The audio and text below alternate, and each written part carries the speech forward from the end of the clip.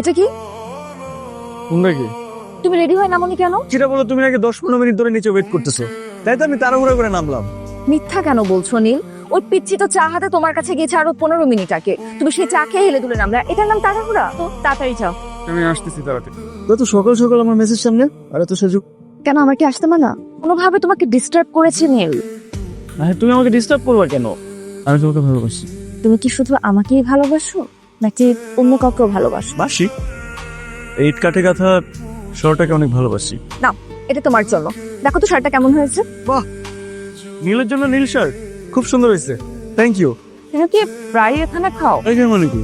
আমি সবসময় খাই, এটা তো আমার ডাইনিং হল।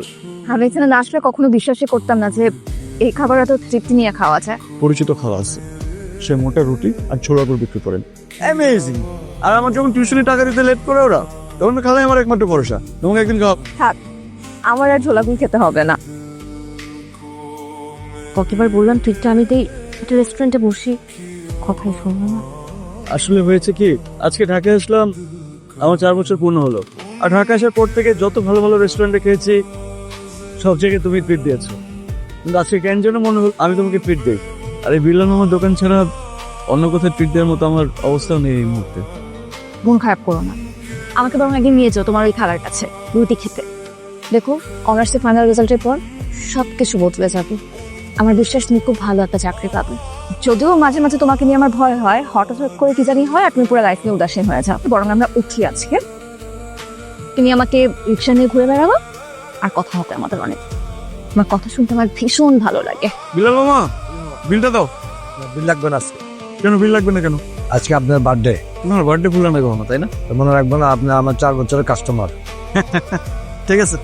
আর জোস, তুই ভালো লিখছিস, কয়েকটা কবিতা তো একদম অসাধারণ। ধন্যবাদ ভাই। তাহলে কি এবার বই মেলায় বের হবে তো?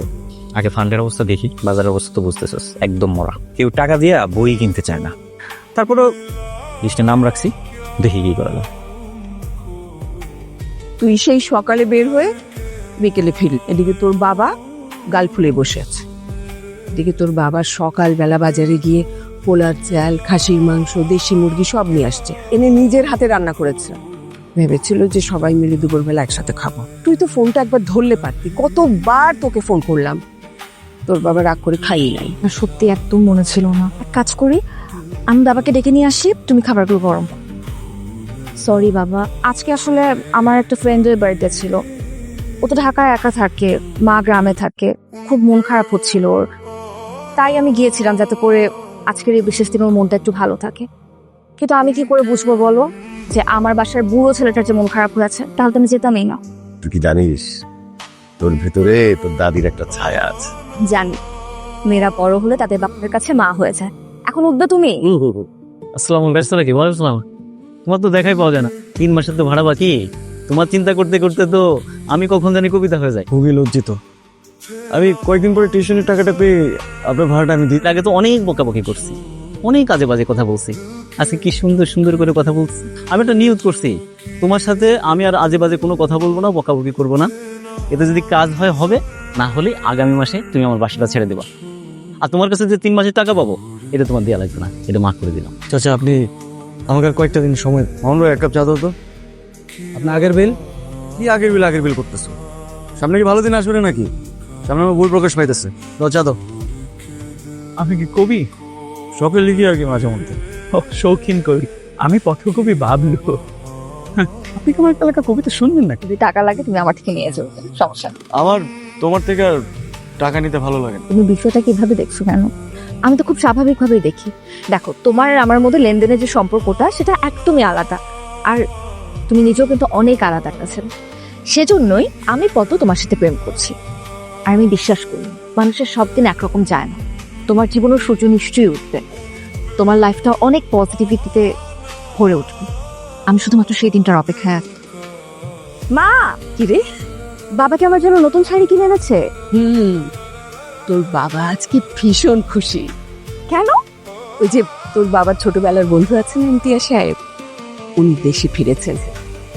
উনি বলেছেন উনি ওনার ছেলের বউ করে তোকে বিদেশে নিয়ে যাবে। তোর বাবা এত খুশি যে এখন থেকেই মনে মনে পোলাও কোরমা খাওয়া শুরু করেছে।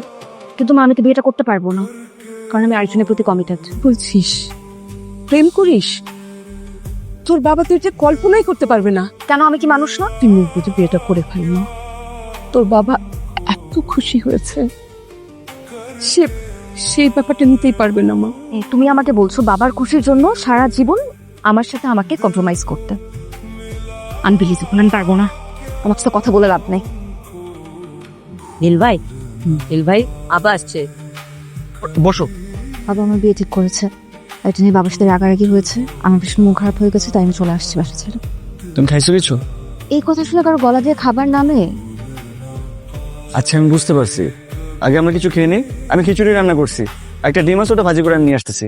আমরা আগে খাই, তারপর বসে কথা বলি, ঠিক আছে? বসো, আমি নিয়ে আসছি। তোমার টেনশন হচ্ছে? দেখো আমি কিন্তু কিছু বুঝি না, এবার তুমি প্লিজ একটু সিরিয়াস হও। আমার যদি অন্য কোথাও বিয়ে হয় আমি তাহলে তোমার বাসার ছাদ থেকে লাফ দিব। এত চিন্তা করছো কেন? কোথা থেকে চাপ দেওয়া লাগবে না। চলো না আমরা আজকে বিয়ে করি। তুমি তোমার বাবার সাথে আরেকবার কথা বলো, ঠিক আছে? আর তারপরে যদি না হয়, আমি তো আছি, আমাদের হাতে তো অপশন আছে। আমার ব্যাচেলর বাসাটা আছে, এটা হলো আমাদের রাজপ্রসাদ। আর এখন একটু অগোছল আছে, তুমি আসলে সবকিছু ঝকঝকে হয়ে যাবে। বাবার সাথে এই বিষয়ে কথা বলে পরিস্থিতিটা আরো জটিল করা কি উচিত হবে? তুমি একবার কথা বলো, কথা বলে সব সমস্যার সমাধান হয়, ঠিক আছে? আর কথা বলে তুমি বুঝতে পারবে শেষ পর্যন্ত তুমি চেষ্টা করেছো। ওকে, তুমি পারবা, আমি জানি। প্লিজ এই আবদারটা আমার একটু রাখো। আর আমি চাই না যে আমার প্রথম বইয়ের নাম অন্য কিছু হোক, আমি চাই আমার প্রথম বইয়ের নাম নীলপদ্মের ভালোবাসা হোক। প্লিজ, এটা আমার তোমার কাছে একটা আবদার। আচ্ছা দেখতেছি কি করা যায়। ভাইয়া, ছোট্ট আরেকটা আবদার ছিল। আবার কি আবদার? ভাইয়া আমি মনে হয় 1-2 দিনের মধ্যে বিয়ে করবো। আমার হাতে না একদমই টাকা পয়সা নেই, আমাকে কিছু টাকা ধার দিতে পারবা? তুমি তো জানোই এই ঢাকা শহরে আমার কোনো বড় ভাই নেই, আমার গার্ডিয়ান আর বড় ভাই বলতে তুমি আছো। বিয়ে করবি এই অবস্থায়? তার মানে কি বড় হচ্ছে টিউশনি করে খাওয়াবি, তাই না? এখন সেটা তো আমি ভেবেই রাখছি, বিপদে যদি পড়ি তুমি তো আসছোই। আর তোমার ওই প্রুফ রিডারের পোস্টটা তো খালি আছে, তুমি আমাকে চাকরিটা দিবা না? ভাই যেহেতু ডাকছোস, কিছু তো একটা করাই লাগে। এনে 5,000 টাকা আছে। আমি না আসলে ভাবিনি কখনো তোমার সাথে আমার এই ধরনের আলাপ দিতে হবে। অনেক সাহস সঞ্চয় করে আজকে কথাগুলো তোমাকে বল। বাবা আমি একটা ছেলেকে ভালোবাসি, ওর নাম নীল, আমার ক্লাসমেট, পড়াশোনায় ভীষণ ভালো, খুবই ব্রিলিয়ান্ট। আর পাশাপাশি কবিতা লেখা ওর একটা নেশা পেশা বলতে পারো। ও না আপন বলতে কেউ নেই, ছোটবেলাতেই বাবা মারা গেছে, মা আছেন কিন্তু গ্রামে থাকেন, আর আমি আছি। যে আমার সাথে ওর বিয়ে হয়, একই সাথে ও আমাকে পাবে আর পুরো একটা ফ্যামিলিকে পাবে। বাবা আমি ওকে বিয়ে করতে চাই, প্লিজ বাবা তুমি ওর সাথে একটাবার একটু কথা বলবে? ওর সঙ্গে কথা বলার তো আমার দরকার নেই। আমি নিজেও ভাবিনি তোমার সঙ্গে এই বিষয় নিয়ে আমাকে আলাপ করতে হবে। তোমাকে তো আমার মেয়ে হিসাবে দেখিনি, আমার বন্ধু হিসেবে দেখেছি। আমরা এমন কোনো বিষয় নেই যেটা নিয়ে শেয়ার করিনি। তবে এই ব্যাপারটায় আমি তোমাকে কোনো ছাড় দিতে পারবো না। I am sorry. আমি চাই না আমার মেয়ে বিয়ের পরে কবিতা চিবিয়ে চিবিয়ে খাক। শ্রাবণ অত্যন্ত ভালো ছেলে, তোমার জীবনটাকে ইকোনমিক্যালি সিকিউর করবে। আর সিকিউর ভাবছো, আমি কিন্তু তার সাথে আমার সিকিউরিটি দেখছি না। তোমার পর আমার কাছে নীল সব থেকে সিকিউর মানুষ। তোমার কারণ আমাকে যদি কারো সামনে চরমভাবে অপমানিত হতে দেখতে না চাও, তাহলে নীলের চ্যাপ্টারটা ভুলে যাও। তুমি কিভাবে চুপ করে থাকবে, কিছুই বলবে না? পালিয়ে বিয়ে করা ছাড়া কোনো অপশন নেই। তোমার মতো রেডি থেকো, বা আমার অবাধ হওয়া ছাড়া তো আমি আর কিছু দেখতে পাচ্ছি না। এমনিতেই 6 মাসের ভাড়া বাকি, বিয়ের কথা শুনলে না ফিট হয়ে যায়। এমন কিচ্ছু হবে না। এক কাজ করি, আমার কাছে না আমার মাটির ব্যাংকটাতে বেশ কিছু টাকা জমানো আছে, ওটা ভেঙে আমরা 3 মাসের বাড়ি ভাড়া দিয়ে দিতে পারবো। দরকার নেই, আমি কয়েকদিনের মধ্যে টিউশনের টাকা পেয়ে যাব, আর আমি আমাদের হয়ে যাবে, টেনশন নেই। আর কালকে তুমি আরেকটা কাজ করবে, কালকে তুমি আমাকে গান গিয়ে শোনাবে। কাল? মানে শুধু কাল কেন, আমি তোমাকে এখন থেকে প্রতিদিন সকাল সন্ধ্যা রাত সারা বেলা আমি তোমাকে আমার বেসুরা গলায় বেসুরা গান গেয়ে শোনাবো। আরে এটা কেন দিচ্ছ? এটা হচ্ছে আমার পক্ষ থেকে তোমার জন্য উপহার। তাই 1 মাসের ভাড়া আছে। 1 মাসের? সুসংবাদ আছে, কালকে আমার বিয়ে। বিয়ে?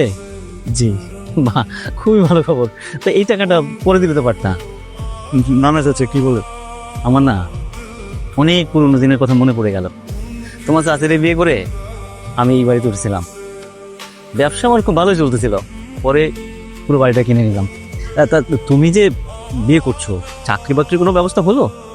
চাচা, একটা প্রেসে প্রুফ রিডারের একটা পোস্টে চাকরির কথা চলছে, আশা করি হয়ে যাবে। আর একবার যদি হয়ে যায় তাহলে ভাড়া নিয়ে আর কোনো টেনশন থাকবে না।